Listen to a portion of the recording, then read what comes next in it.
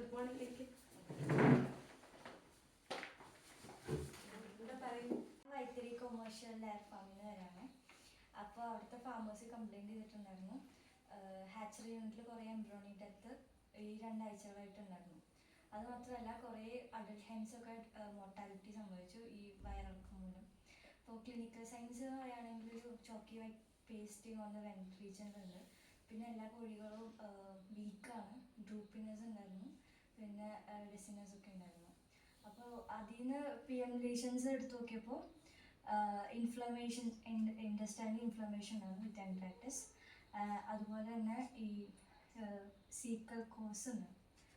പിന്നെ ഈ kidney, liver, spleen അവിടെയൊക്കെ ഇൻഫ്ലമേഷൻ എൻലാർജ്മെൻ്റ് ആണ്. അപ്പോൾ ബാക്ടീരിയ ഇൻഫെക്ഷൻ ആണെന്നൊരു ഡൗട്ട്, സാൽമോണലിസിസ് ആണെന്ന്. സോ മാമിൻ്റെ അഭിപ്രായം? ഡോക്ടർ പറഞ്ഞു വെച്ചിട്ട് ഇപ്പം അഡൽട്ട് ബേർഡ്സിൽ എംബ്രിയോണിക് ഡെത്ത് ഉണ്ടായിരുന്നു പറഞ്ഞു. അതുപോലെ തന്നെ ഇൻഡസ്റ്റൈനൽ ലീഷൻസും കണ്ടു. അത് വെച്ച് നമുക്ക് മെയിനായിട്ട് സസ്പെക്ട് ചെയ്യാൻ പറ്റുന്നത് സാൽമണല്ല ഇൻഫെക്ഷൻ തന്നെയാണ്.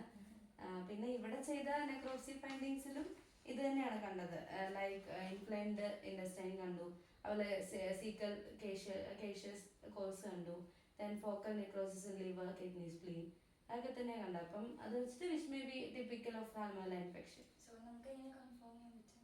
കൺഫേം ചെയ്യാനായിട്ട് നമുക്ക് ആദ്യം കൾച്ചർ ആൻഡ് ബയോകെമിക്കൽ ടെസ്റ്റുകൾ ചെയ്യണം. എന്നിട്ട് അത് സാൽമണല്ല സ്പീഷീസ് തന്നെയാണ് ഉറപ്പിക്കണം. അത് കഴിഞ്ഞിട്ട് നമുക്ക് സീറോ ടൈപ്പിംഗ് ചെയ്തിട്ട് അത് പുള്ളോറോ ആണോ ഗാൻലിയറോ ആണോ അല്ലെങ്കിൽ വേറെ ഏതെങ്കിലും സീറോ ടൈപ്പ് ആണോ എന്നത് കണ്ടുപിടിക്കാൻ പറ്റും. അപ്പം ഒരു 3 to 5 ഡേയ്സിനുള്ളിൽ നമുക്ക് കൺഫർമേഷൻ ആവും. ഇതെങ്ങനെ കൺട്രോൾ ചെയ്യാം? കൺട്രോൾ ചെയ്യാനായിട്ട് ആദ്യം തന്നെ സ്ട്രിക്റ്റ് ആയിട്ടുള്ള bio security measures like limit the movement of birds, workers, vehicles അങ്ങനെയൊക്കെ. പിന്നെ cleaning and sanitation and colouring of infected birds.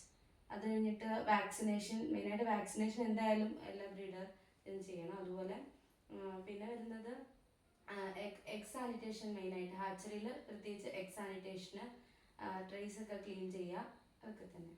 Samples ഇനി കളക്ട് ചെയ്യണമെങ്കിൽ അപ്പോൾ എന്തൊക്കെയാണ് ഹാൻഡ്ലിംഗ് ടിപ്സ്? ആദ്യം തന്നെ പ്രോപ്പർലി ലേബൽ ദ സാമ്പിൾസ്. അത് കഴിഞ്ഞ് then keep the carcasses in the cold chain during transport. മെയിനായിട്ട് ശ്രദ്ധിക്കുക.